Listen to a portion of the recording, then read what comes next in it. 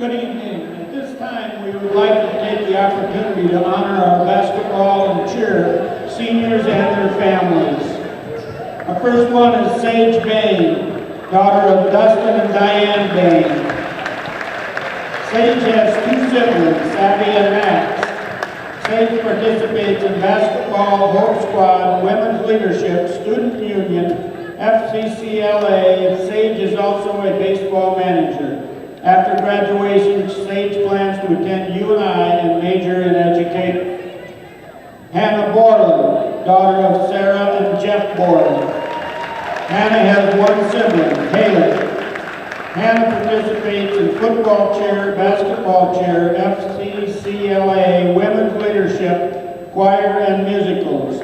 After graduation, Hannah plans to attend UNI to study communication disorders. Kendall Earls, daughter of Doug and Kathy Earls. Kendall has one sibling, Amanda. Kendall participates in women's leadership, ELP, student union, volleyball, competition cheer, and basketball cheer. After graduation, Kendall plans to attend UNI to pursue a career in nursing. Ella Maker, daughter of Carrie, Almond, and Michael Maker. Ella has three siblings, Ava, Jake, and Ashlyn. Ella participates in golf, football cheer, and basketball cheer. After graduation, Ella plans to attend basic training for Army National Guard and then attend college for education. Madeline Martin, daughter of Paul and Katie Martin. Madeline has three siblings, Moses, Abigail, and Sawyer. Madeline participates in football cheer, basketball cheer, competition cheer, and student union. After graduation, Madeline plans to attend the University of Iowa to major in nursing. Olivia Nesbitt, daughter of Ryan and Melissa Nesbitt. Olivia has two siblings, Will and Maddie. Olivia participates in basketball, cross-country, track and field, student union, and FCA. After graduation, Olivia plans to attend college and major in physical education. And after the night, she plans to celebrate her birthday. Ava Nolan, daughter of Ricky and Sarah Nolan, and Rachel and Jason Hesse. Ava has five siblings, Cade, Lex, Gavin, Tyler, and Brock. Ava participates in football cheer, basketball cheer, competition cheer, and she is a boys track manager. After graduation, Ava plans to attend UNI to major in nursing. Tiara Shecky Tana, daughter of Grisito Shikatana, Elena McCalla, and host by Larry and Kimberly Bird. I'm sorry about that. Kara is a foreign exchange student from Turin, Italy. Kara has two siblings, Arena and Bianca, and three host siblings, Kira, Kylie, and Huxley. Kiara has participated in basketball cheer and football cheer during her time at Jesup Community School. Ava Troyer, daughter of Kyle and Jamie Troyer. Ava has two siblings, Cameron and Madeline. Ava participates in football cheer, basketball cheer, student union, Hope Squad, FCCLA, band choir, and the fall musical. After graduation, Ava plans to attend Drake University for political science and pre-law. Peyton Youngblood, daughter of Troy and Maria Youngblood. Peyton has two siblings, Alexis and Kate. Peyton participates in basketball, soccer, and student union. After graduation, Peyton plans to attend Mount Mercy University to major in nursing and continue her soccer career. Kaylee Bergman, daughter of Heather and John Bergman. Kaylee has three siblings, Jordan, Brindley, and Landon. Kaylee participates in football cheer, competition cheer, Hope Squad, and student union. Kaylee is also manager for boys basketball, girls track, and baseball. After graduation, Kaylee plans to attend UNI and major in education. Daniel Claiborne, son of Nate and Kelly Claiborne. Daniel has one sibling, Rachel. Daniel participates in football, basketball, speech, and Hope Squad. After graduation, Daniel plans to go into Naval Reserves and then attend college. Paxton McHolm, son of Paul and Stacy McHolm. Paxton has two siblings, Peyton and Parker. Paxton participates in football, basketball, baseball, and track. After graduation, Paxton plans to attend the University of Iowa for pre-physical therapy. Nick Moore, son of Darren and Tiffany Moore. Nick has two siblings, Cameron and Mara. Nick participates in football, basketball, track, and baseball. After graduation, Nick plans to become an electrician. Brennan Oshner, son of Betsy and Ardell Oshner. Brennan has one sibling, Camden. Brennan participates in football, basketball, track, student union, and men's leadership. After graduation, Brennan plans to attend the University of Iowa for engineering. Ryan Treptow. Ryan has two siblings, Emily and Amanda. He also has two parents, Darren and Angie. Ryan participates in football, basketball, track, and baseball. After graduation, Ryan's future plans are undecided. Landon Vogel, son of Brett and Natasha Vogel. Landon has three siblings, Brody, Dylan, and Landon. Landon participates in football, basketball, and baseball. After graduation, Landon is going to study ag business and plans to eventually take over the family farm. Logan Weber, son of Caleb and Katrina Weber. Logan participates in basketball. After graduation, Logan plans to become an electrician. Avery Youngblood, daughter of Holly and Chad Youngblood. Avery has one sibling, Aiden. Avery is boys basketball manager. After graduation, Avery plans to attend Hawkeye Community College to complete her general education and study business. Let's give these parents and students a round of applause and thank you for all that you've done to Jesup Athletics. Everybody turn around so they can see you on TV.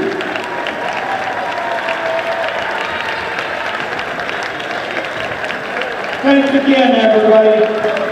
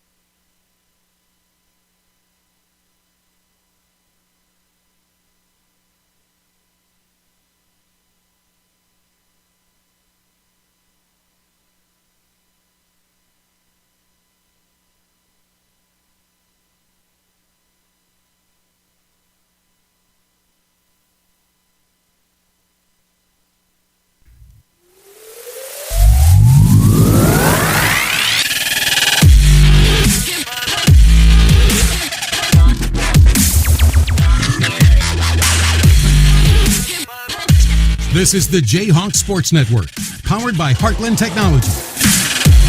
Welcome aboard to the J-Hawks Sports Network from Heartland Technology. We are set for game number 2 of the night. Girls victorious over Union in the opener, 60-20, and we honored quite a few seniors that were girls basketball players, managers, cheerleaders, boys basketball players. That took place between hand. But now it's the boys' turn as Jesup looking to come off last time they faced the Union Knights, looking to have a little comeback. They lost 55-46 to Union back before Christmas, Luke, but Union always has some strong players. Yeah, they do. And going back to that game, I wasn't able to make it over there that night, but I did watch it on TV, and I would have to guess that was one of, if not Jesup's poorest shooting nights. They just, they couldn't hit the broadside of a barn that night. And of course, we were without Treptow. Well, he was on. He was playing. He was playing, but he was sick. But he wasn't fully. Yeah, sorry. We were without healthy. We were without healthy Treptow.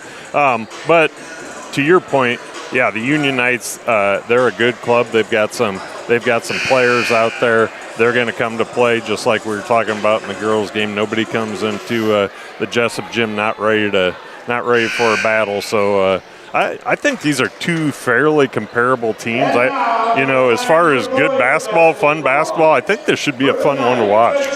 Let's hear from Dan Fox for our starting lineups. A junior, number 4, Maddox DeWinter. A junior, number 5, Kate Van Dyke. A junior, number 10, Caden Sorensen. A senior, number 21, Eric Kniper. The Knights are coached by Eric Jesse. And now for the J-Hawks, a senior, number 2, Paxton McComb.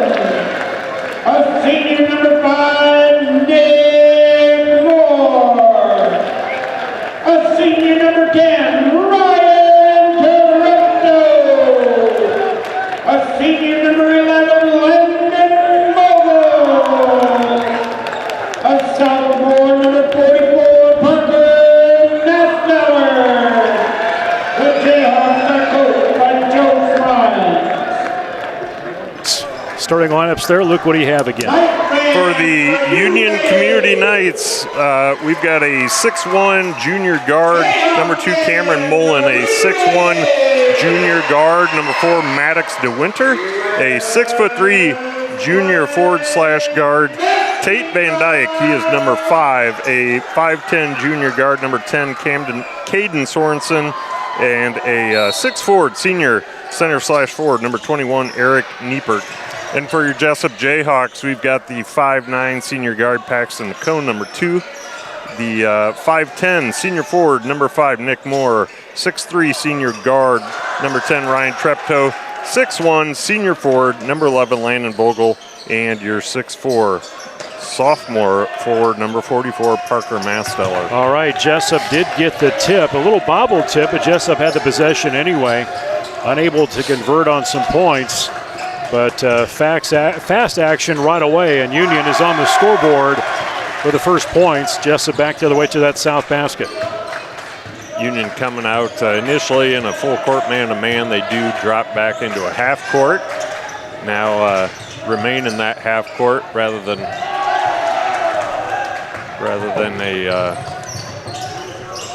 whatever I was trying to come I'm just up waiting with to see what you're going to come up with.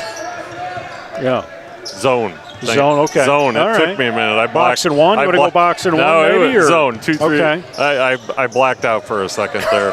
Near turn, and Paxton McCone does cause the turnover, so Jesup back the other way. Sorensen with that basket for Union, and now Vogel trying to force one in there, but we'll see jump possession. Union will have it. Yeah, that's one I wouldn't mind seeing Vogel back that out of there. He was trying to split the uprights down low there.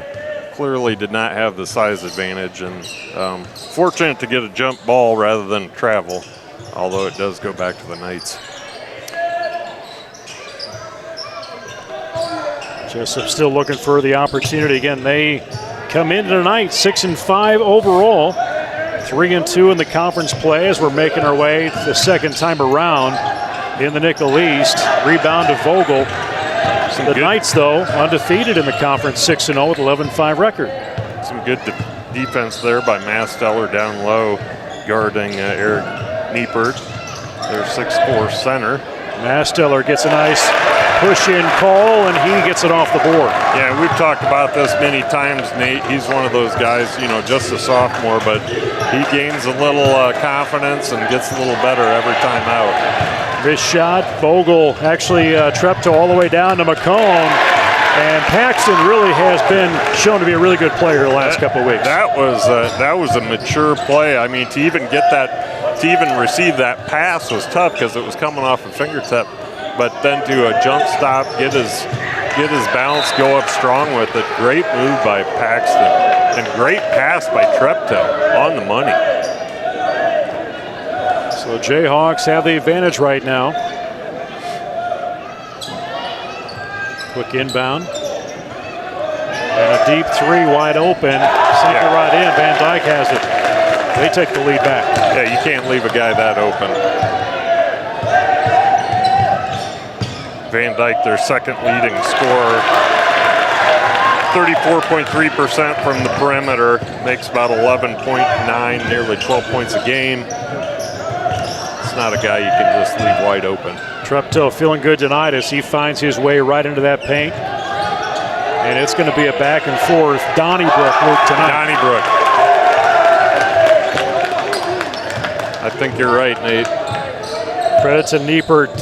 He's the last one to score for Union. 4:42 into this here in the first quarter. As Moore, who had some illness last week and had to end up missing a game and was limited time in the following one, where Brennan Oshner got the call to start. And nice turnaround. Boy, that was beautiful. Good timing, too. He must have heard you talking, Nate. So Jesup with 4 seniors on the court, graduating, I think, what are we graduating, 7 total? I think it's 7 total. 4 or 5. And a couple managers. 6, 7, yeah. So huge group. I mean, going back to the, for those of you that were watching between games there, we just had a load of seniors. I was starting to think they were just sneaking some people in out of the crowd, calling them seniors. But you and your son Daniel, Daniel being one of the seniors on this boys basketball team. So the last hurrah, Nate. It is. So that's one reason as. We'll hang up the headset here at the end of this year. Yep.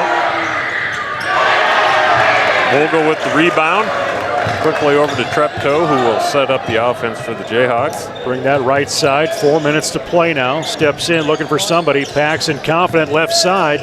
Little lean out to Moore. He's going to jump in fearlessly, but Masteller tucks goes. He has a problem getting it out. And now that ball, you got to give credit to Union. They're swatting that thing any way they can.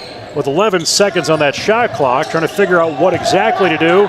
Masteller says, I have it. Doesn't touch the rim, but Union takes it back.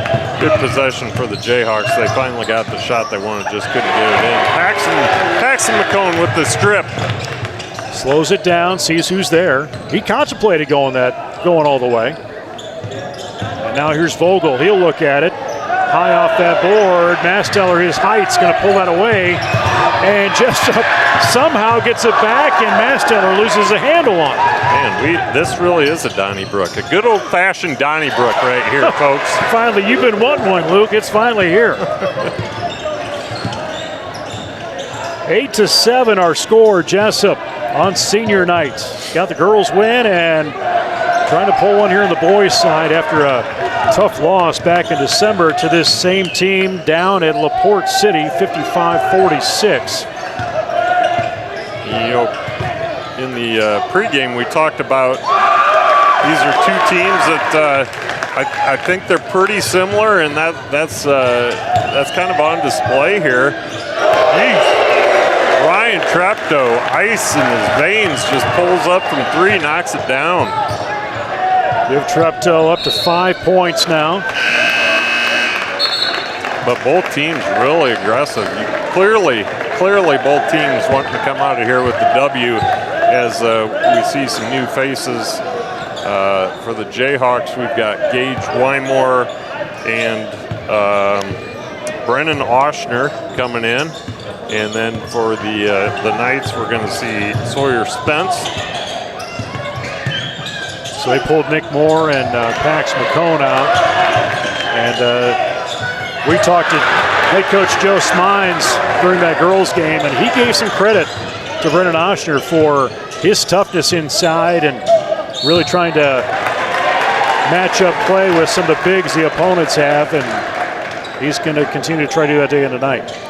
You know, Brendan has put his time in, and he's getting rewarded for that this year with some really good minutes, and he's providing senior leadership and some senior IQ. You know, he does a nice job out there, and as you said, you know, he's going in there and pushing people around. So it's fun to see those guys that have, you know, they've battled for years. He put some time in the Jack and also in the gym in the off season. Yeah. Carved out a nice role for himself. And despite who his dad is, he's doing all right. Yeah, right. I mean, he's behind the 8 ball to begin with, but no, we were kidding. Oh, we kid Ardell. We love Ardell. Ardell's a great guy, and his mom Betsy is a sweetheart as well. So. 1:34 to play. It's a 2-point margin. Brian's going to protect that ball, pull it back, trigger 3, doesn't go. Had to think about it. There.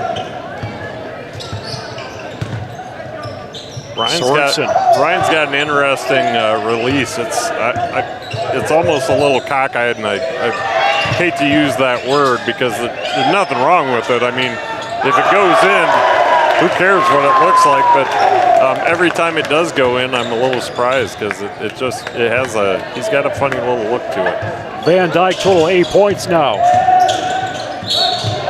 Under a minute to play.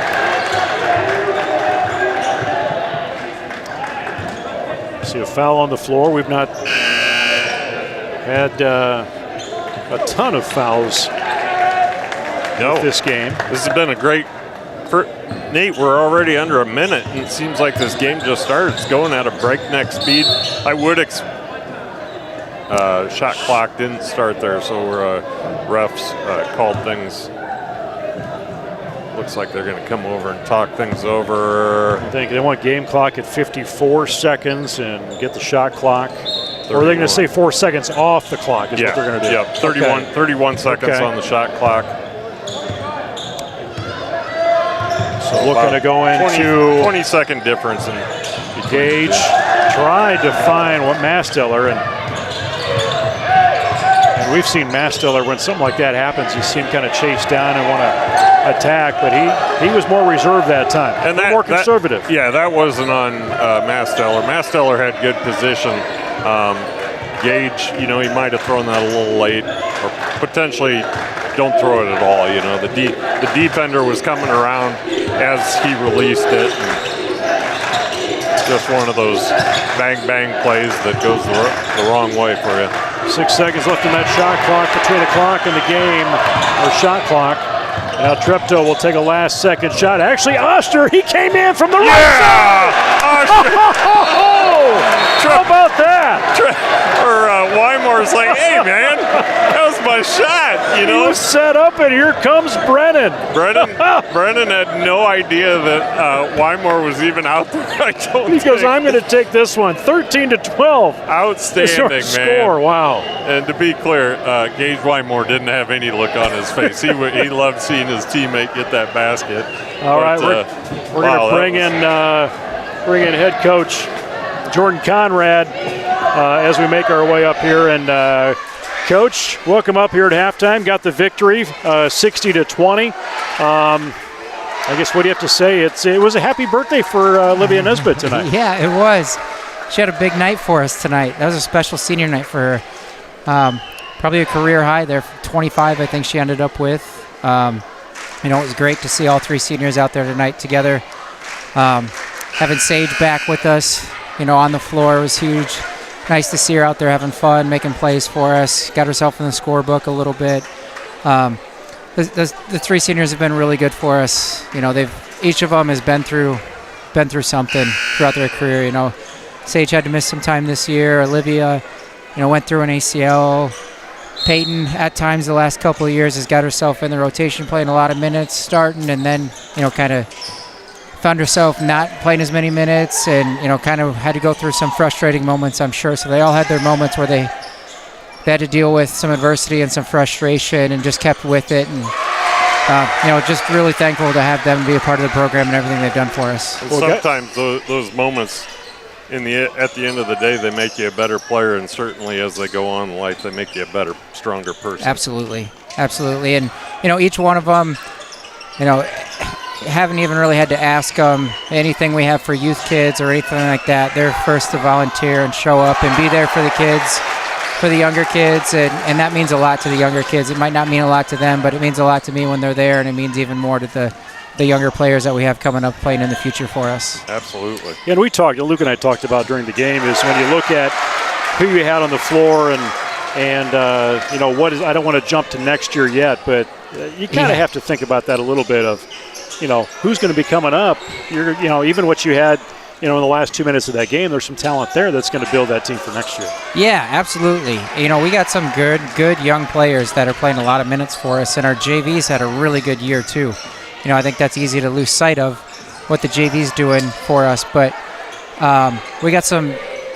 I don't think, you know, depth will be an issue for us next year again. I think we're going to have, you know, a couple of those girls that are playing on JV that are going to step right in for us, because, you know, there's been other years that some of those girls would have played for us, that they're good enough to play for us other years, and this year just the depth that we have, they're just not quite there. And there's definitely been conversations with some of them that, you know, hey, be ready, because there might be a night where we just decide to go to you just for a change of look or whatever it may be, and foul trouble, injuries, anything. Good size coming back too. Yeah, absolutely. You know, even with I'm blanking on her name. Well, no, Nesbitt's leaving, but well, you've got Zabel and Weber, of course, but then coming up from the JV. Yeah, we got Carmen Nerman coming in. Thank you. Yeah. She's one that we've had a lot of conversations about with. She's been really close at times to getting some meaningful varsity minutes, because there's days in practice where she is really, really tough, and she can be tough even for our varsity to slow down at times. Mature kid too. Yeah, mentally mature. She can shoot it from outside a little bit, and she can play physical inside. She does a lot of nice things. Just got to be a little bit more consistency from her, and I think that'll come next year, and she'll be able to step right in and contribute big things for us. Well, rewinding here, first part of the week seems like ages ago, but you know, had the contest against Sumner Fredericksburg, 37-24, low-scoring game, hard fought right in there too. Yeah, it was. You know, they didn't make anything easy on us. You know, we didn't make a lot of shots, and I thought we got a lot of good looks. I went back and I can remember watching film, and I don't know how many, you know, open looks we got from outside, or how many that we got in the paint around the rim that we just couldn't finish. You know, so you only put up 37. At times you wonder, gosh, is there some things we should be doing different offensively? And you go back and watch the film, and it's like there's not a lot of shots that I would change if I could pick our shots. So I think we're doing some good things. It's just a matter of finishing and executing the plays. Hey, if I could break in just for 1 second, anybody else got whiplash watching this game? Goodness, it's a fast pace. You know, I guess Jordan, from your standpoint, and we asked Joe's insight to your game when it was going on. Do you want to give some insight to the boys team from the perspective you've seen, because you've seen all their games through the year? Yeah, I think they've have done a really nice job these last few nights out. They've really been scoring the basketball. Helps when you make some shots, but they've been moving the basketball better, sharing it better, and getting open looks. You know, tonight this is a really good Union team that, you know, we fought to the end. They jumped on us early over at their place last time we played, and we kind of battled back and gave ourselves a chance at the end. But I expect us to. Ooh, that's a great look. I think we've been getting a lot of really good looks tonight. Just haven't fallen, and I think, for us, I think we've played off a couple of their players, wanting to force certain guys to shoot the basketball from outside, and so far, number 5 here made a couple outside shots for them that have been big. For those that Van Dyke 10 points, the free throw line right now. For those of you that don't know, Coach Conrad he doesn't just coach. He was a player himself, played at a high level, and then, of course, comes from a basketball family. Your dad was a coach for years and still is now at Independence. Yes. So it's in your blood. The guy knows what he's talking about. Well, that's the only compliment I'm going to give you, by the way. Thanks for giving him credibility. If someone's I'm like, who the hell is this guy? Right, and what does he know? But you, unfortunately, the least credible guy I know gave me credibility. Truth. Put that he on. only speaks the truth, folks. If you've got an Etsy store, let's go ahead and get that T-shirt made. We'll go ahead and do that. But Jordan, as you look at this season, and you've got one more home game, the doubleheader with AP on Tuesday, and then we hit the road 5 games before postseason. But what are you expecting to see from AP coming up on Tuesday? Yeah, big thing with AP that I've seen so far on film is just handling pressure, and that's just who they are historically. They're going to throw a lot of pressure at you, and if you don't handle it, they're going to go on some runs on you. So they can turn a game in a hurry because before you know it, they can be in an 8-0 run before you can even get a timeout, it feels like. So, I think that's what they live off of a lot of, and they're really good at it. Since in the 6 years that I've coached, that's what they've done. They may not, it feels like you're playing real close, and then all of a sudden it's a 6-0 run, and then you play even, you're right in it, and then they hit you with another 8-0 run, and next thing you know, it feels like you've been playing really close and you're down 15. And they're never real big. I mean, they're just always fast and they anticipate really well, and their kids play really hard. Yeah. The big thing is going to be coming down to, can we handle pressure, and then can we make a couple outside shots against them is going to be the key. Ben, how do you prepare to go on the road 5 games before postseason shows up? And who's scheduling this anyway? We got to get a better Seriously. AD. I don't know who talked about that. We've had the luxury of being home quite a few games too here in this stretch. Yeah, one of those is a reschedule, but still it's not easy going on the road 5 in a row, especially in the nickel. Yeah, if we're fortunate that hopefully we got 3 good seniors for us that hopefully can lead us through that a little bit, and a couple juniors that have played a lot for us. So hopefully they can lead us through that road stretch. Especially, you can't overlook anybody, but especially we kind of have that Friday, Monday, Tuesday, and I know Joe's not going to give me any sympathy for that because they have Friday, Saturday, Monday, Tuesday right now. But that's never easy. They're all on the road. Not to make it light of what the boys have to go through here because they got 4 tough games in a row. At least a couple of them are at home. We got back-to-back nights on the road, which is never easy against quality opponents. Well, Coach, appreciate you coming up here in the game and talking about your squad, and we'll talk again coming up on Tuesday. How excited were you to get to talk to me too? I mean, it's always just Nate. I'll bet you were like, man, I get to hang out with Luke tonight too. He's kind of breaking up a little bit. And I don't know if you knew this, and Luke, you can expand on it, but we were handed 4 envelopes from a senior mom that thanked us from your 3 seniors for the work we do, and I particularly was told thank you for being able to tolerate Luke all these years. Well, I mean, I don't think tolerate was the word. I think, and I'll give one of you credit. I think what you do is work. The other one, I'm not sure if it's work, but yeah, Anthony gets all the credit for that. I mean, it's no secret. I just come up here and flap my gums. No, it was pretty special, Jordan. Your 4 seniors, your 3 seniors. They wrote personal notes in each one of our letters. So that was very mature and kind of them. So we appreciated that. Yes. It speaks highly to their character, I think. Absolutely. Yeah. Absolutely. Thanks, Jordan. Yep. Thanks, guys. Appreciate it. Head coach Jordan Conrad making his way up here to talk to us because at halftime we'd usually talk to him, but we're going to talk Dollars for Scholars with Angie Sabers as Ryan Treptow on a fast break goes up off the back of the board. And since we've been talking, that will put him at 9 total points as it's been, like you said, Luke, it's a ping pong match here back and forth. Yeah, just a breakneck pace. The Knights have stretched the lead out to 5 here, but man, it was a lead change on every hoop there for a bit.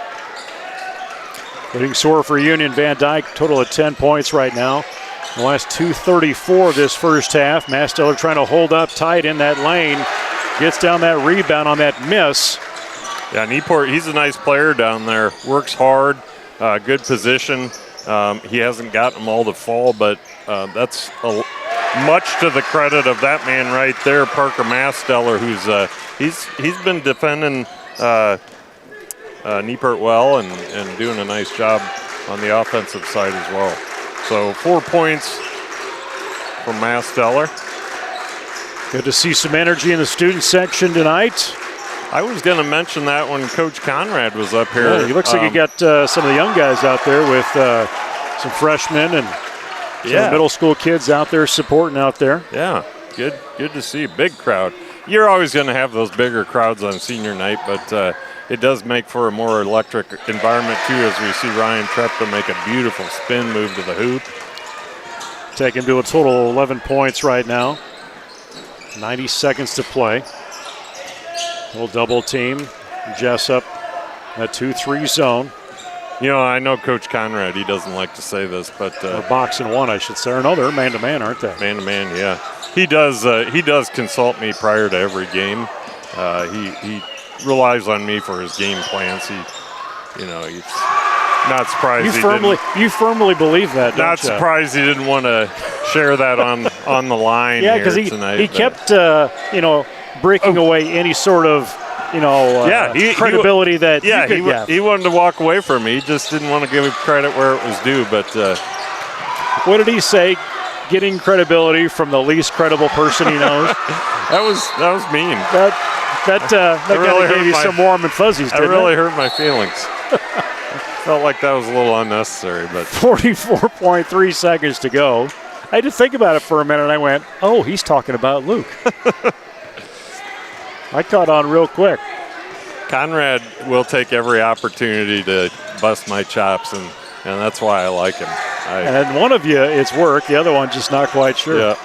Well, I don't know why we haven't Wymore dropping that in there. That was a beautiful floater. That's a tough shot, and I know the floater is like, if you don't have the floater at this point in 2025, you're probably behind the 8 ball a little bit, but so Gage Wymore putting that on display.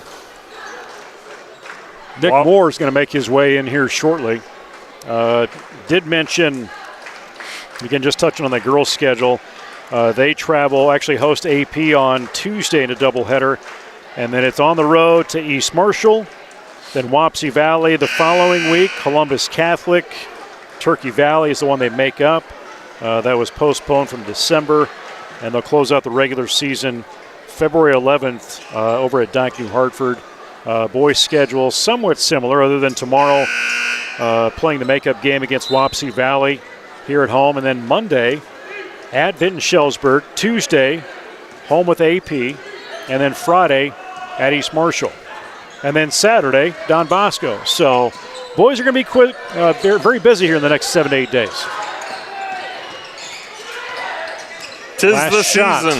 Last shot attempt here before halftime, and Union will get it. And Trepto's going to foul him at the buzzer, so we will see free throw attempts here before they head to the locker room. Yeah, that's Coach Smines not happy to see that, I'm sure. It's not the way you want to close out a half by, give them that basket, but then also sending them to the free throw line. Thankfully, he was unable to make that a three-point play, but Union will go into the locker room with a 6-point win, or 6-point lead, 31-25. And here we are, Angie Sabers back again, man. Back again. She had to climb up the ladder one more time joyfully coming up. But again, the boys leading 31-25, leading scorer Jesup, 11 points, 10 points for Van Dyke. As we bring in from Farmers State Bank and Dollars for Scholars, and we could probably name off 6 more things, right? Possibly. That you're a part of. Yeah, possibly. But tonight we're talking Dollars for Scholars, and what is Dollars for Scholars? We didn't talk about that at halftime of the girls. You just had to maybe figure it out. Yeah. But what's that definition for Dollars for Scholars? So the Jesup Dollars for Scholars is a scholarship program that we have kind of a financial side of it and a school side of it. So the financial side, we have all the money. Students apply for scholarships, and then we meet in May and award out the scholarships to the students. So. Is it hard to get those scholarships? No, honestly. That we don't. If you've done the work you're supposed to do, and honestly, are involved in things you should be in, you should be able to benefit from it as a student. Yeah, there's kind of a criteria that the National Dollars for Scholars puts together. So there's a lot that goes into kind of a scoring system. I just kind of jotted down some like academic achievement, so your grades, your GPA, that kind of stuff, involvement in school activities and community activities. Educational objectives, attendance, different personal circumstances, just depending on what the criteria is of the donors. And then just from recommendations of other teachers. So there's an entire scoring system, and then we all meet the financial committee that doesn't really have anything to do with the school, with the school people, and then we kind of match up those scholarships depending on what they apply for. So this started 35 years ago. 35 years, yeah. From what it sounded like, there was kind of some seed money to get something like this started, and it took some local money to also get in, and you needed maybe a couple thousand, but people went above and beyond as they do in Jesup. Yep, the McElroy Foundation came in and said if you can raise $2,000, we'll match the $2,000. Ended up raising $12,000 that first year. So then as the years went on, I know mid-90s, I remember being at home and them having a telethon on Jesup Cablevision. My brother was there, and they were getting on the phone and typical, going through the phone book, calling people, and I just remember sitting at home watching it. And were you waiting? Was the phone going to ring? And the phone's going to ring. I'm sure. And your dad, Steve, was like, "Don't answer the phone." I don't know. Maybe they were there. I don't even remember. Maybe. Yeah. So it's really awesome to have those memories of the telethon that was going on.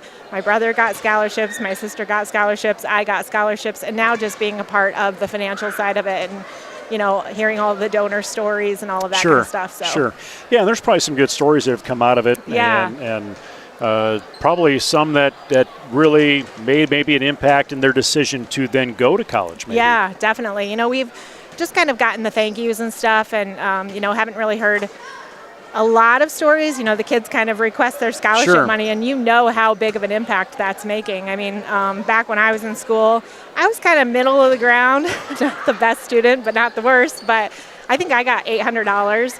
Now kids are getting a minimum is $500, and it's all the way up to close to $5,000 at this point. Because that's something you don't just get the check that night. Here you go. You've got to go on, and you've got it. What is it? 2.7 your first semester, and then you can request the money. Yes. But there's some kids that don't go to school right away, or maybe out and go back in. You're eligible for 5 years. For 5 years. Yes. So we do have students that, maybe they're had a rough first semester. Maybe we all have. Yes. Just adjusting to college. I know that was me. So maybe didn't meet that 2.5 GPA. We hold your money for 5 years. So with that, we have some that go into the military right away and aren't going to college right away. Or we just have some people that need a year or two off. They want to work, save up some money. Anytime they go back, they can request that. We just need 2.5 GPA. They send me a transcript or even unofficial, and then I can write them a check to the school. But you're looking at, I think you said in the mid 70,000s range of dollars from last year, but you're six figures this year looking to give out. We are. So last year we gave out about 86,000. And this year we do have a donor, Mr. Sparky Duro is donating up to get that up to that $100,000 mark. So kudos to him and all of the donors, really. I mean, we would not be here. We have quite a big chunk of our money in endowments, but that's only giving out the interest because those endowments are going to live forever.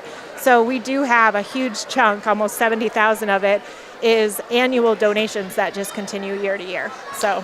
But yeah, you've got a number of people involved in it, and probably a number of them on there have benefited from that scholarship. Yes, definitely. And they have either themselves or their kids, their grandkids. Kathy J. Schutte. We have a lot of teacher ones, in memory of them, and it's been really awesome that now those grandkids are coming up. And we do try, depending on the criteria of the scholarship, we do try to kind of get it fitting for that student too. So some of the family came and I think it was with Callista Schutte. She had gotten that scholarship, and the family was just so appreciative. So just kind of hearing those stories and seeing just from generation to generation. So, but you're at the 100,000 now. It's like you said, some's contributed as the year goes along. Some are endowments, but how can we build it up more for the future for the class of? I got to do quick math in my head. 2065? Yeah. Or 2070 in the next 35 years? Yeah, I think it's just really honestly spreading awareness, making sure the students and the parents all know what it is, are coming back to help support that program after they've graduated, because we wouldn't be here without that. And then also we will take any help on this committee that we can get because, like I said, it's not very hard for the kids right now. We don't have telethons that we're doing. The requirement is the school requirement. You fill out the application, you go through the process, you apply for the scholarships, and then really once you're awarded these scholarships, it's just working the final stand at Jesup Farmers Days over the summer. So there's not really a whole lot of fundraising events that we're doing. You said not much they have to do, and the final thing is that. No, if you received one of those and you're listening to me now, your final thing is to contribute back and support to the Dollars for Scholars program. Yeah. And don't get me wrong, I'm not saying the kids don't have to go through quite a bit because I think that process, it is a lot, for the students, but I mean, in the grand scheme of things, we're not making you do bake sales. We're getting not $500 to work a funnel cake stand. Right. I think, or at least $500 as you get in there. But we will put the link to Jesup Dollars for Scholars in the chat on YouTube and also on our Facebook page. We did put one in the Jesup Sports or J-Hawks Sports Network page to get there. But reach out to you at Farmers State Bank. Yep. You can probably call the school. They can direct anybody to try and make some things happen. Yep, I'm around. Like I said, I'm not always at the Farmers State Bank in Jesup, but start there. You can email JessupDollarsForScholars@gmail.com. Just email your information, and I'll reach out to you. And I'd be happy to, go over if you would like to donate, or maybe you don't want to donate, financially, but you actually want to help. We will take all of that we can get. So reach out to me at any point in time. So is it safe to say if you hadn't got the Dollars for Scholars, you wouldn't have went on to UNI and then ended up at halftime of a basketball game playing a Ponchero's tortilla game and then get proposed to? Is it safe to say that wouldn't have happened? Correct. Yes. And actually, with the money, as kind of a freshman not really knowing what they were doing at college, they send you a bill and they say, pay this amount. What? So I did. They were like, this is the minimum amount to pay. So I got to the end of my first semester and I still owed more money. Yeah. I didn't have any more money. You didn't know what you needed. No. So actually the Dollars for Scholars money did come in clutch because I couldn't register for classes my next semester. There you go. So you live and learn. Yes, you Things do. we know now that we wish we'd known then. Definitely. So, Angie, thank you for stopping up. Dollars for Scholars needs your support and continue to grow that, but thanks for being a part of it. Appreciate it. That's Angie Sabers as she comes up to the upper patio as halftime of boys basketball trailing 31-25. We'll step away for just a few seconds here on the J-Hawk Sports Network.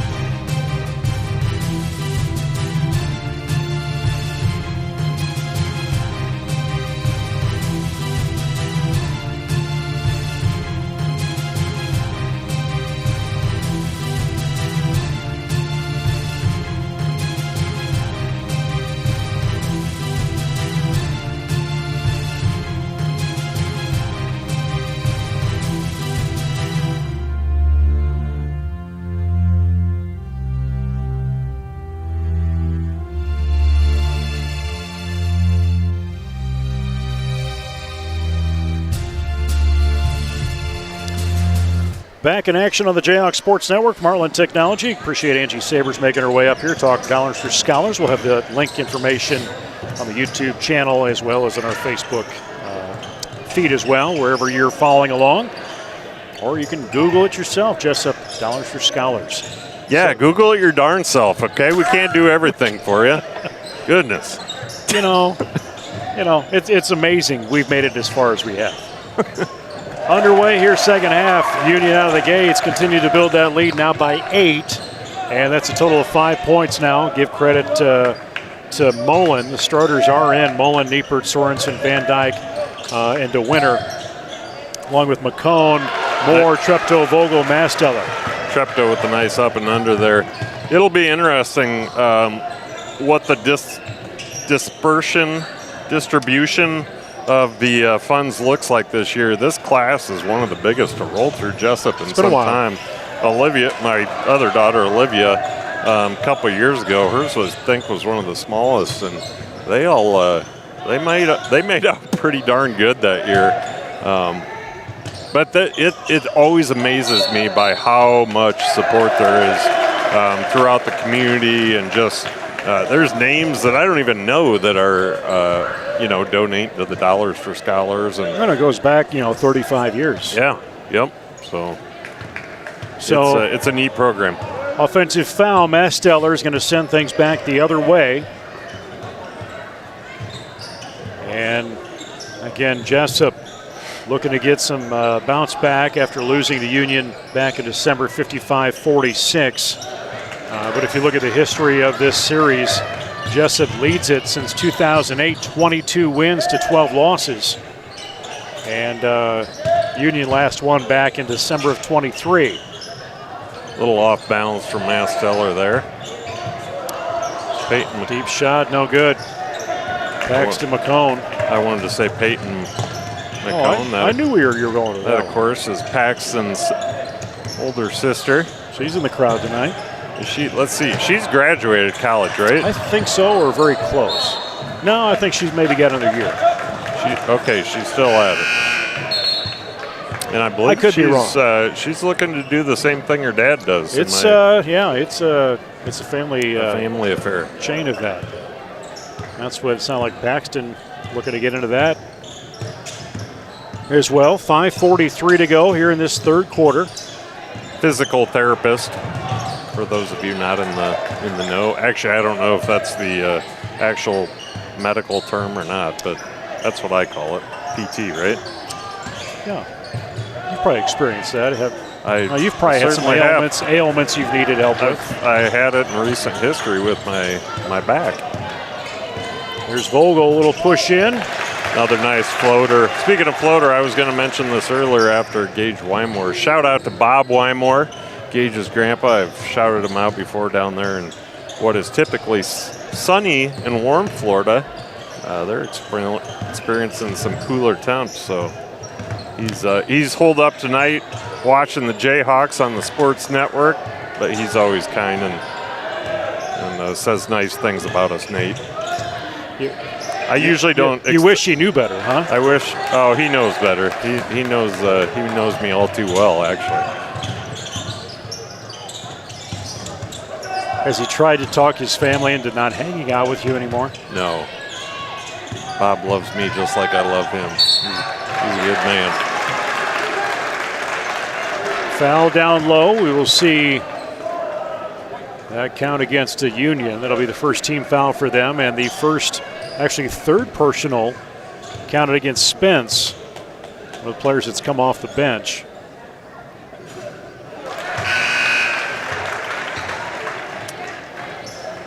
Ethan Winnicky, 5'11" junior guard, number 3 in for the Knights.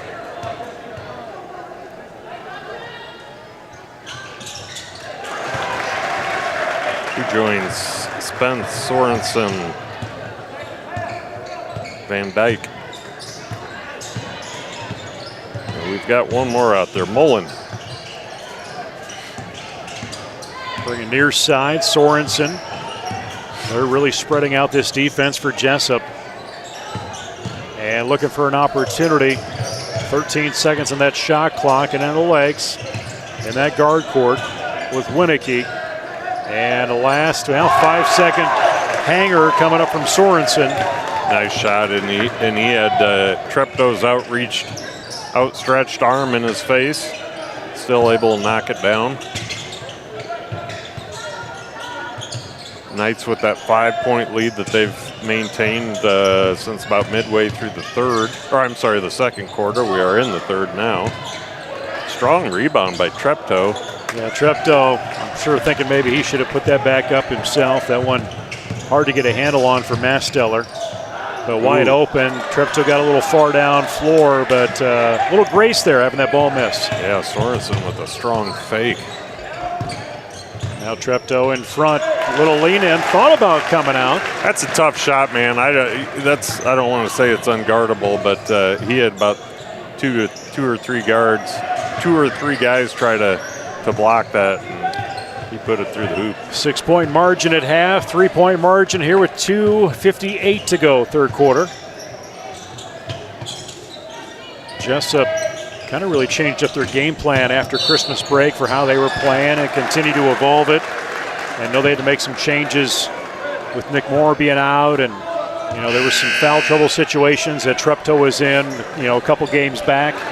Yeah, and I think they've, as is usually the case, and Coach Spines even alluded to this during the girls' game when we had them up. They've just meshed. They've gelled as a team over the season here, and they're making better decisions than they were. There's a game here and there that gets away from them. Gladbrook, Ryan Beck, for example, that's just a tough matchup for anybody. But overall, they're just playing better basketball. Union with their third team foul, first one counted against a winner, and possession with Jesup as Oshner makes his way in from the bench. Wymore in there as well. Vogel sees a free throw length shot, doesn't go. Oshner chased down that rebound, could not snag it. And they'll get back on defense, and they've got Oshner lined up against Niepert, and he's given up a few inches. Giving up inches, but he's not giving up any strength. I mean, he's going to hold his own. Yeah, he kind of helps force a jump ball there, but he's keeping Niepert out of that lane, out of that damage area. I think what's impressive, and I think we talked about it in the first half, but talking about Brennan, making his way into that top 6, top 7 in the lineup. He's created a pretty good basketball IQ on the floor, especially with the system that Joe runs. Nice shot by Treptow. Yeah, he has. Actually, Wymore. Give credit to Wymore. Oh, Wymore. My apologies, Gage. Yeah, he's just, it's fun, like we said in the first half, it's just fun to see a kid that has put in that time, forces a travel. That is great defense by Brennan Oshner right there that resulted in a travel by the Union Knights. But yeah, he's put in the time. He's carved out a nice little space for himself on the court here, and he's valuable. Like, this team needs him. Vogel, McComb looking for an angle. Now Oshner, can he get in over the 6'4" player in front of him? And that ball comes out of bounds, remains with Jesup. Treptow calling out the play where he wants to see on the inbound here. 1:21 remaining. 17 on that shot clock. Vogel deep with it in front of the student section, and now Treptow forces his way on a high shot, gets that to roll in. And just like that, the Jayhawks back up 2, and just like that, the score is tied back up. So I'm not even gonna make comments like that. Gage Wymore, 10. 3. Pure. Back-to-back shots we've seen so far. Pure. Nothing but net. 8 total for the junior.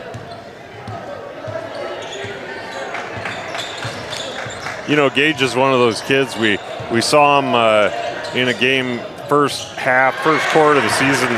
Gage with a nice rebound there. He had that one big game where he knocked like 3 threes down, and then he kind of faded into the. I don't know what's going on here.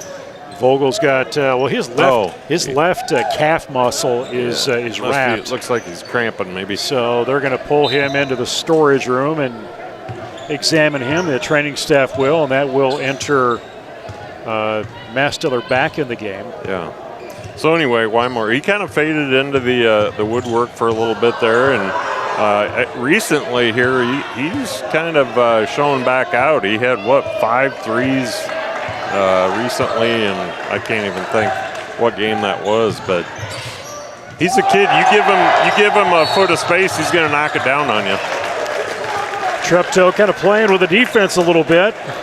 He was kind of getting the crowd energized a little bit. Yeah, he's going to get a foul on him there. And Jesup does have the advantage in the score right now. Oshner comes out, Nick Moore back in. 41-38 is the advantage here with seconds remaining here in this third quarter. Mullen in for Winnicky on the opposite side of the court. The Union does not seem phased when they're down. They just keep attacking. Ball gets loose, and looking at Niepert, he kept trying to find possession there. Comes out of bounds, and Jesup a 41-38 advantage right now. That was a nice period for the Jayhawks. It started a little slow for them, but they came on strong. Yeah, outscored Union 16-7 in that third period after being down 19-12 in scoring in that second period. Jesup had the opener 13-12, and leading scorer right now 10 points. You got 2 of them for Union. When you look at the score with Sorensen, also with Van Dyke, but Treptow, a quiet 17 for him. When they played down at Union, he was under the weather. Yeah. Vogel at 18, Treptow still had 15 in that game. Yeah, even on the quiet nights, Treptow, he surprises you by just how many points he puts up. He's had some really nice drives here tonight. That was one of the things that I was kind of waiting on him for the first half of the season. Like, he was scoring his points, but there was times I thought, man, Treptow, he needs to take this over. And he's a couple times tonight, he's asserted his will and made some really nice plays. Union looking at 11-5 in the year. Only losses coming to Independence, a 3A school. Lost to East Marshall, lost to Columbus, lost to Denver, Waverly Shell Rock here a couple weeks ago. So they've put some meat on their schedule a little bit. Yep. Get you ready for postseason. Gage sees one get by him. Masteller had to come back defensively, and the ball continues to be loose. It comes off out of bounds, and no, Union will have it. Shot clock at 33. I think she missed that one. It hit the backboard for one. You can't throw it off the backboard and keep it.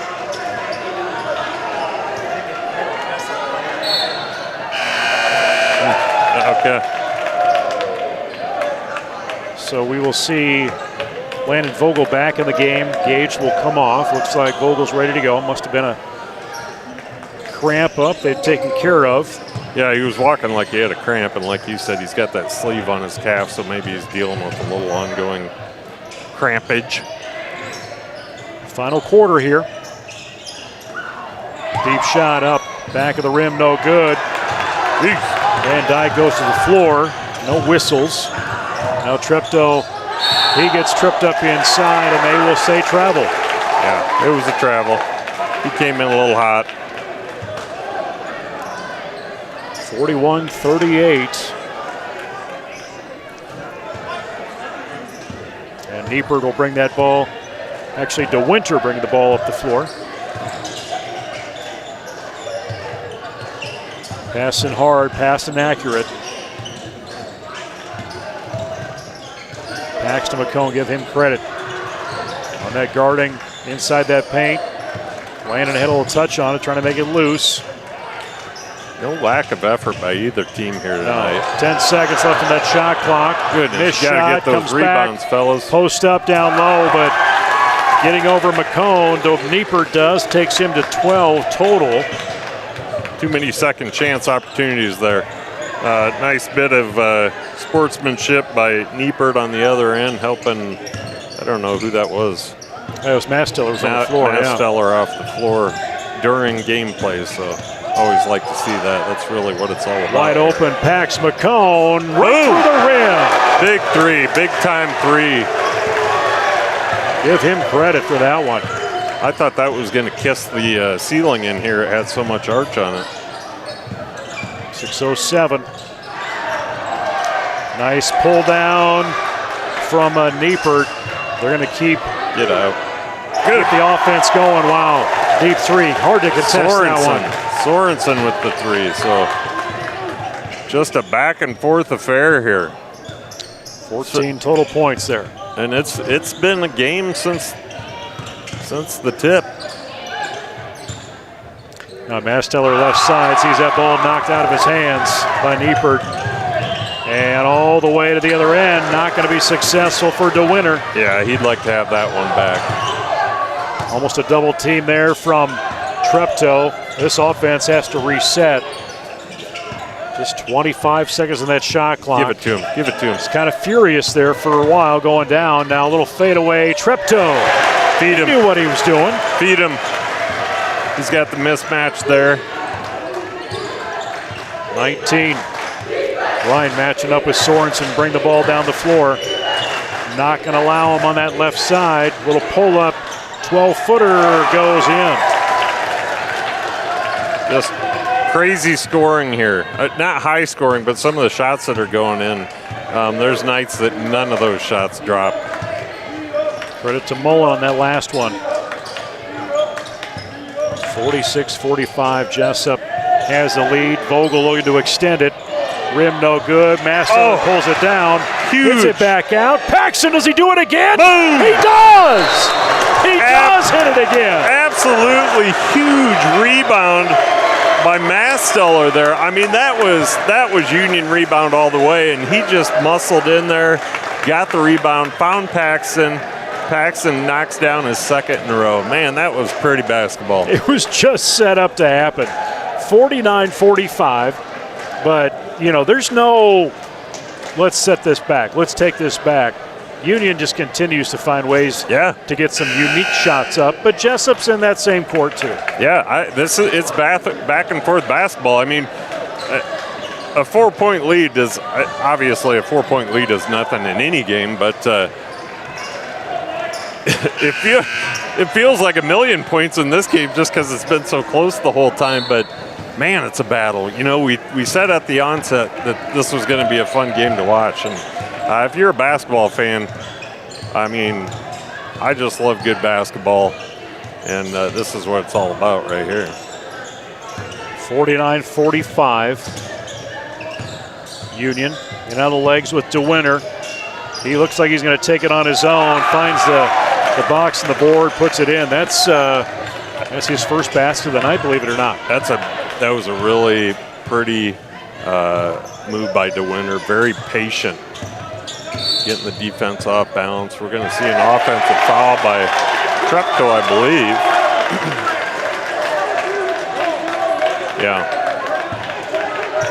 So that'll be the first team foul for Jesup, second for Ryan. Coach Smines asking for a little clarification. Got it. Seems to be satisfied and walks away. And it doesn't get any easier with Wapsie Valley rolling in here tomorrow night. And then hit the road to Vince Schellsburg Monday and bring AP in on Tuesday. Get 1 day off. Deep shot again. No good. Wow, Union's getting 3 attempts on this possession. And nice knockaway by Nick Moore. Yeah, as we said a moment ago, though, just too many second, third chance tries for the Knights. That's going to come back and hurt you.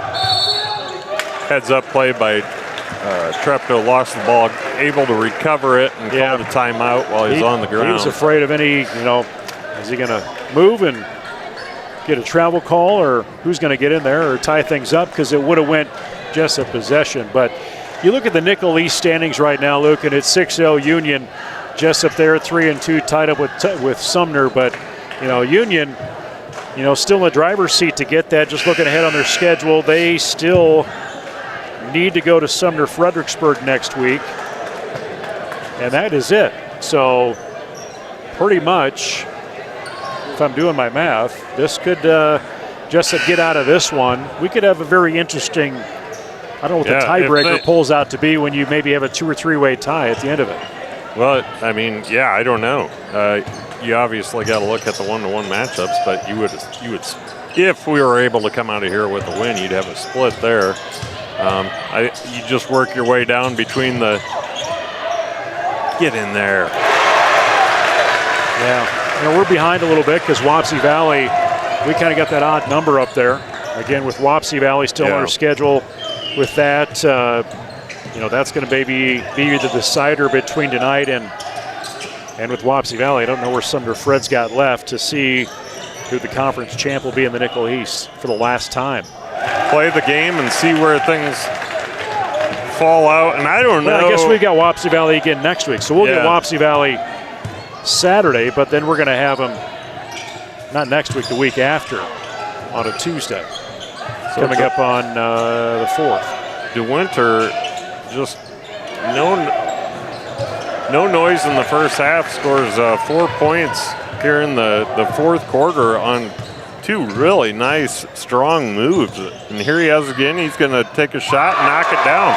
So let's guard this kid who just Get somebody on form. Yeah, came out of the woodwork. And he's just trying to he's maintaining some composure down there too. Moore has it, Treptow. And he's not seeing Mastiller where he needs to be as they're slowing him down underneath. Now Treptow, an outside shot. That's tough. Just turned around and said, yeah, let's go ahead and shoot that. Yeah, that's a tough shot. 21 points for that young man, the senior on this team. Get out on him. Vogel covering defensively, but, trying to help with that down low. But, again, don't want to leave, like you said, DeWinter open. He's been hot. 11 seconds on that shot clock. Looking underneath. DeWinter again. No. But a follow-up with Meeper draws the foul as the basket goes through. And we've had a few of those tonight that maybe could have gone either way, but they went against Jesup. Yeah, that was a pretty clear foul there. They hurt a little bit more when you see that ball fall through and give them that three-point play opportunity. Definitely get that rebound there so they don't get a 4-point play. So here we are, just over a minute to play. Treptow, rebound, Mastiller. 6 points for that young man. He's worked his butt off down low defensively. Mastiller, he's up to 8 points. That's a foul. Actually, 8 points, you're right. Oh, jump ball, wow.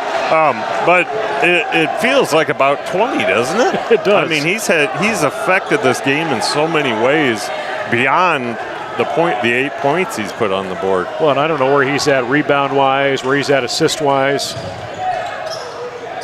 But Union's putting on that pressure in that backcourt, trying to resist Jesup getting across that timeline. And we will hear a whistle. Foul.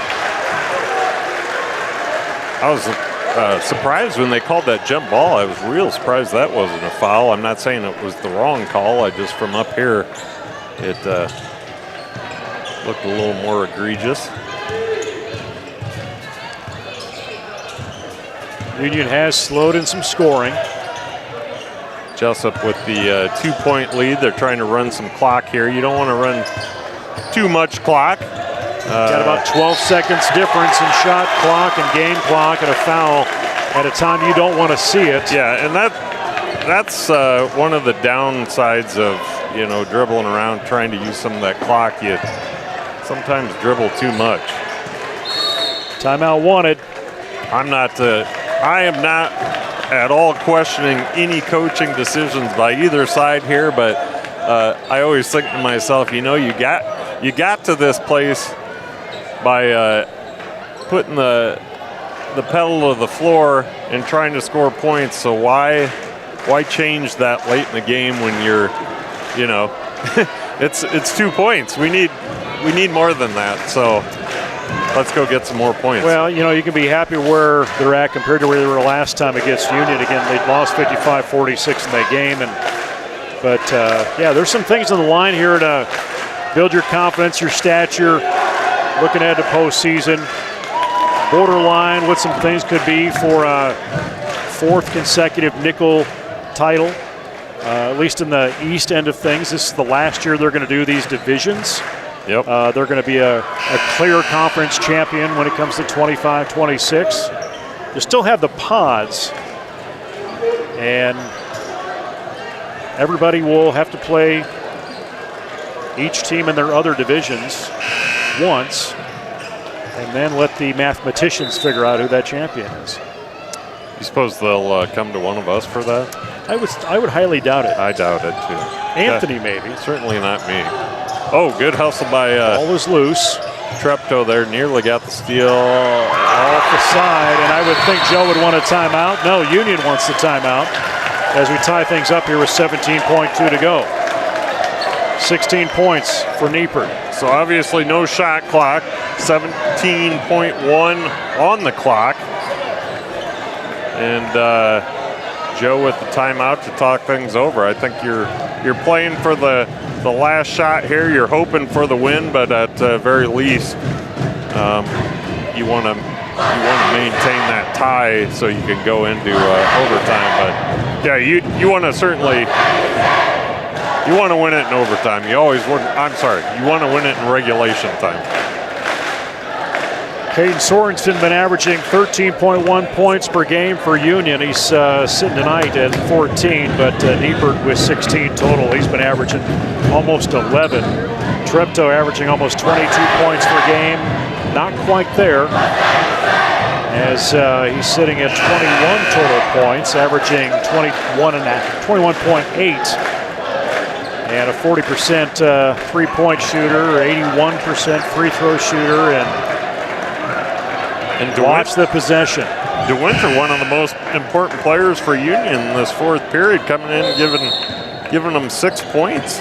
Is this where I bring up Union was a team we went 5 overtimes in a few years back? No, I don't know why you needed to bring that up right there. Ball run around, and there is a foul on Treptow, and that's not the guy you want to send to the free throw line. No, and it's not a foul they meant to give. It was just a little tie up, and we had no. I guess neither team is in the bonus. They're both two team fouls apiece, not a shooting foul, so they're just going to bring that in on the near side here.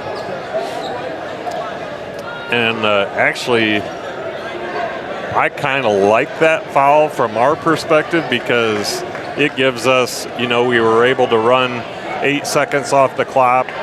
Joe can take another timeout here. He can set up a play specific to inbounding right here on the near side, which we're watching the play unfold before our eyes on the clipboard. You suppose he's actually drawing something that's worthwhile? He knows what he's talking about down there. He's got a couple picks going.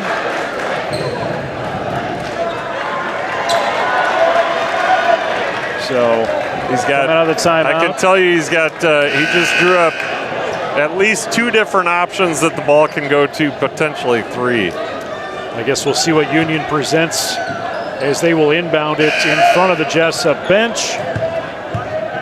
And making sure the scorer table's ready with 9.4 to go. Landon Vogel has it, take it out to Treptow. Both teams with 2 fouls, and Treptow will get fouled again. And you're just trying to dribble that thing as long as you can. And look to see if you can get a good shot off and not allow Union any opportunity. And another timeout, a full one is wanted with Joe Smines. I don't know if you go, maybe try to get something at the hoop.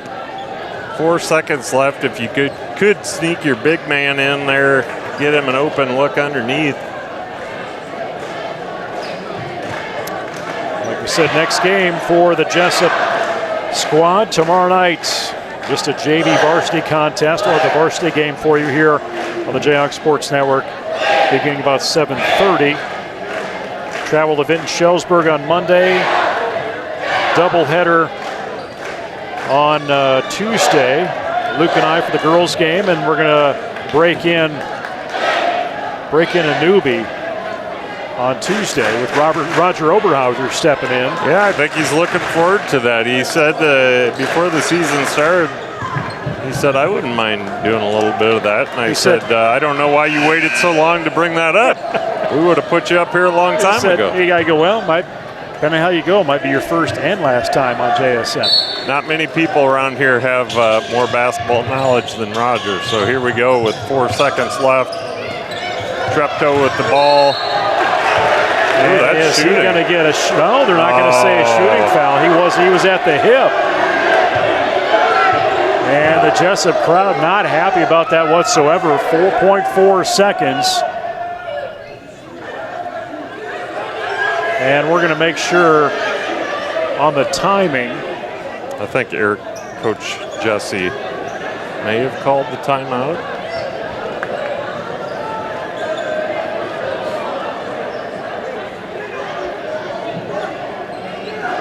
So official conferring with Doug Frush at the scorers table.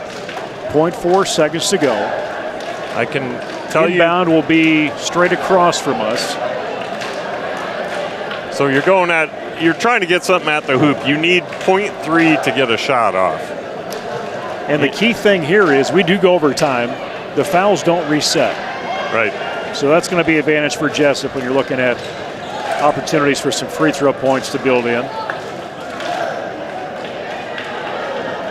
And a full timeout. I think there was a question from Union. Was that a 30 or was that a full?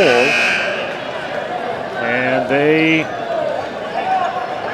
said, let's split the difference and do a 45-second one. And I think I thought there was some Union confusion called the down there. timeout. Well, then Union's confused on it too. Eric Jesse was confused on it. All right, see what we can do here. Last 4.4 seconds, it gets blocked.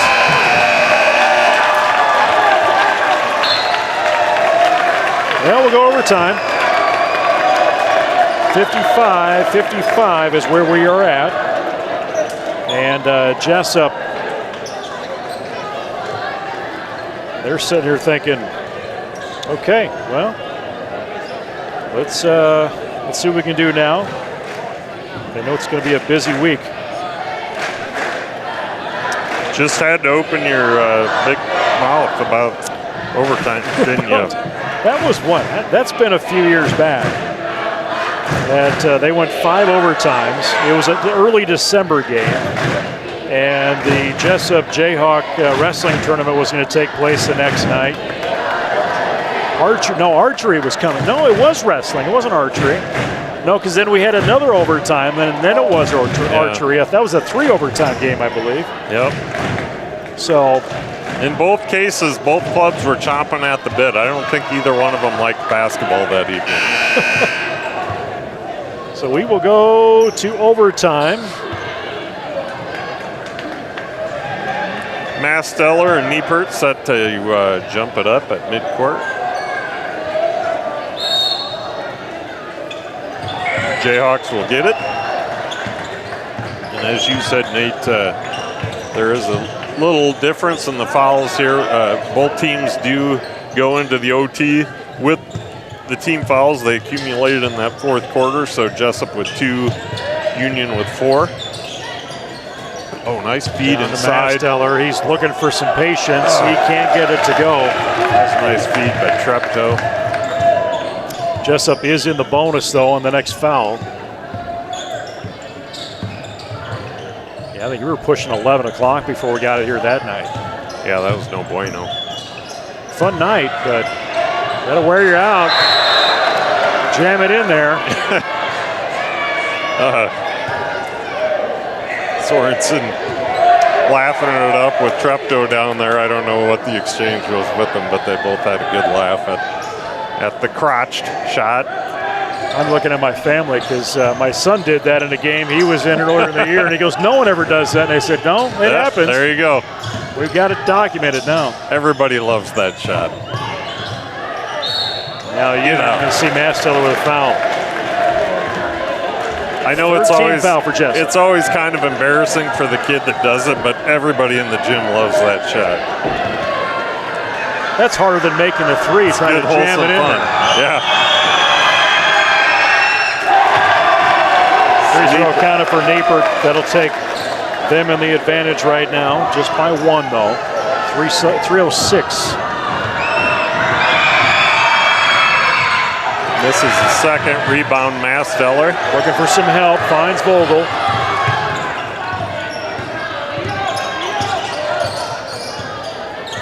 Low dribble, trying to stay resistant it to Winter. Little pitch off to Nick Moore. Get it into Treptow there. 18 seconds on that shot clock. Pax looked at it. Moore's open here on the near side, and Masteller How confident is he over the 6'4" Niepert? But Vogel back in. Masteller from top. Back to Vogel. Take it back to Treptow. He's going to try a three from the rim. I'm not sure. And Union back with it. I'm not sure Treptow realized the shot clock did reset there on Masteller's. He caught the front of the rim. I think he was just quickly seeing opportunity. Crowd getting into it. Love it when the student section's excited. Absolutely. Got a lot of youngins. They love to see their Jayhawks win. Van nice. Oh, just gets pickpocketed by Vogel. Says, give me that. Oh, geez, almost. Ball's loose. Moore caught in the paint. Has to take it back out. Vogel for three. No rim. Vogel will grab the handle and he'll get fouled and he'll go to the free throw line. Yeah, that foul is going to go against DeWinter.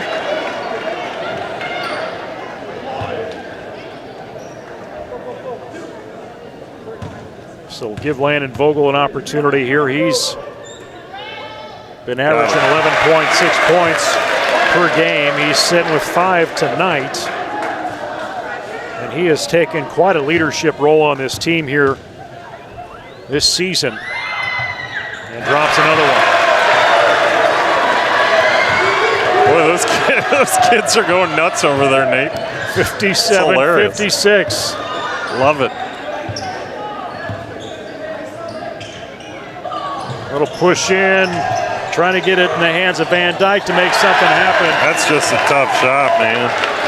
A little wrap around. 12 points for Van Dyke. Treptow. Oh, nice. Masteller, nice catch, nice drop. Beautiful fake and go by Treptow and dishes off to Masteller. He caught that. The timing was perfect. Yeah, fingertip catch too, because that ball had some smoke on it. It did. Under a minute. First overtime. Union. Little defense on Sorensen from Treptow.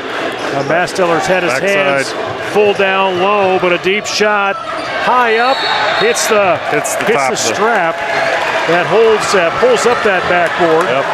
And that means it's out of bounds if it touches that. So I tell you what, whoever you're cheering for tonight, folks, you've been treated by these two teams to some really, really good, hard-fought basketball. And whoever comes out of here with the win, it's going to be well-earned. Under about 30 seconds, Jesup, any foul is going to send them to the free throw line. So Union keying in what that strategy is going to be. 18 seconds on that shot clock. Timeout wanted by Coach Joe Smines. Again, thanks everybody for joining us in the Jayhawks Sports Network tonight. I'm Nate Kleberg, that's Luke Baldwin, Anthony Baugh, and Eric Clark running the technical things up here in the south patio, but got about 30 on the Facebook page and pushing 130 some on YouTube. And 130,000, of course. Yeah, just take it times 100. That's all you got to do. But, wow, talk about some excitement, but it's still in the back of my mind. We still got a game tomorrow. Oh. And we got a game Monday. And we got a game Tuesday. Yeah. What's that going to be like? Yeah, I mean, that's a good point, Nate. Like, these are exciting games, but it takes a lot out of you. If you're a player, you're putting a lot on the court here, and to come back and do it again tomorrow night, especially against a team like Wapsie Valley.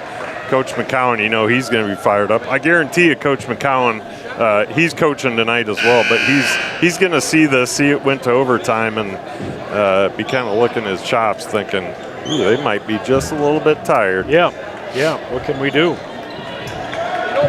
All right, Jesup coming out of the full timeout that Smines just called. They've got one remaining.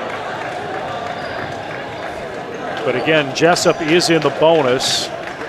Union not quite there to have that luxury. 17 on the shot clock, 25 on the game clock. In with Masteller, will dish off, and Treptow's just like, please foul me. 20 seconds to go. Ball is loose. And there's the foul, and Jesup will have it. Couple of big free throws coming up here, and this is the guy you want shooting those free throws. And that's not disparaging anybody else on the J-Hawks squad, but you got your senior, great shooter, proven scorer. Shot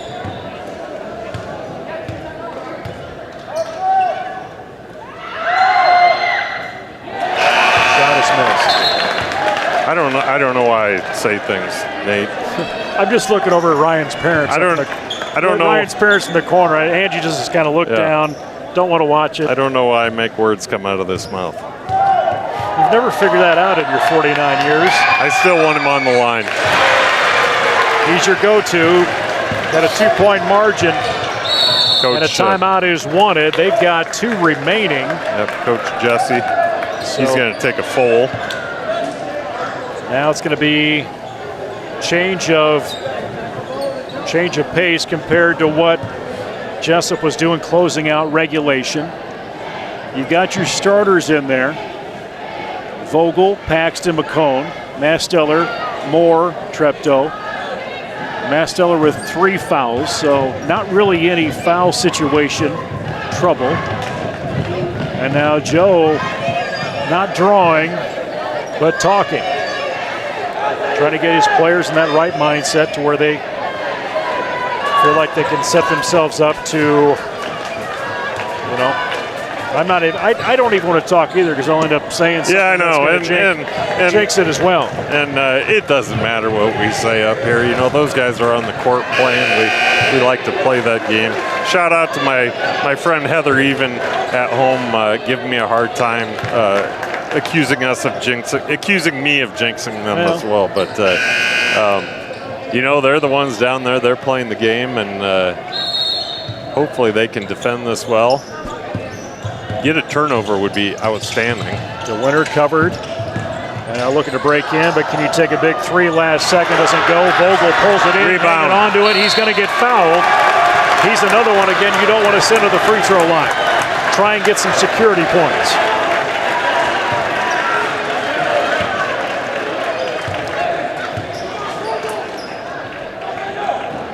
Again, Joe will clear the lane. Vogel only one at the free throw line.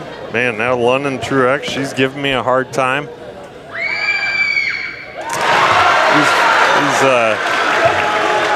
They're all in the family there too. And Coach Smines would like a timeout. That'll be, I think, the final timeout for Joe. And are you surprised he took one there to ice his own guy a little bit? Or what's he thinking? I think it's a good timeout. This way he can give them some instructions for after we make this second one, and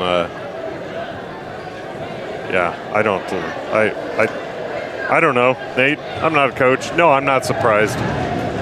Yeah, I don't know what our clock was. This is the thing about when we go to timeout, they take the game clock away. But I think we are 4 seconds, maybe. Yeah, we're just either right at 4 or just a hair over. I think it was like 4.1. We'll find out real quick here. So leading scorer Ryan Treptow, 22 points. 3.4. Vogel, Masteller, both 10 points. They're going to bring Ryan Treptow to flank off near side in the paint. So this is one of the things Coach Smines talked about in that timeout. He dropped 3 back on defense. This shot out of bounds, and Jesup has gotten the win. And Union will see their first loss in conference play, 62-58. Union in conference play will go to 6-1, 11-6 overall. Jesup 7-5 overall, 4-2 in nickel play. Quick comment, Luke, close out the game. I was watching Coach Smines down there. He was kind of looking around, and I saw him do a little fist pump to himself. Just, I think just you could see the satisfaction on his face there. When we talked to him, when he came up during the girls' game, he said, this is a team we can beat, and they just went out and did it. But, man alive, props to those Union Knights and Jesup J-Hawks. What a great game. That was just a fun game, and none of these guys should walk out with their heads held low, because that was a battle, man. That's what it's all about right there. Leading scorer Ryan Treptow, 22 points, and 10 again, like I said, from McCone. Masteller Vogel contributed, won this game really. Vogel at the end, 8 points total, 17 for Niepert, who fought hard. Give credit to Union for what they're able to do. Our next broadcast is coming up tomorrow night, as the Jesup J-Hawks will host Wapsie Valley. We'll have that for you about 7:30 right here on the J-Hawk Sports Network. For Luke Baldwin and on-site producer Anthony Baugh, camera operator Eric Clark, I'm Nate Claybert from the upper patio here in Jesup in the South Gym. Boys win 62-58. Girls victorious as well, 60-20. Take both from Union. Watch us again on replay on Facebook or YouTube. This is the J-Hawk Sports Network from Heartland Technology. Music courtesy of bensound.com. Go J-Hawks, and good night.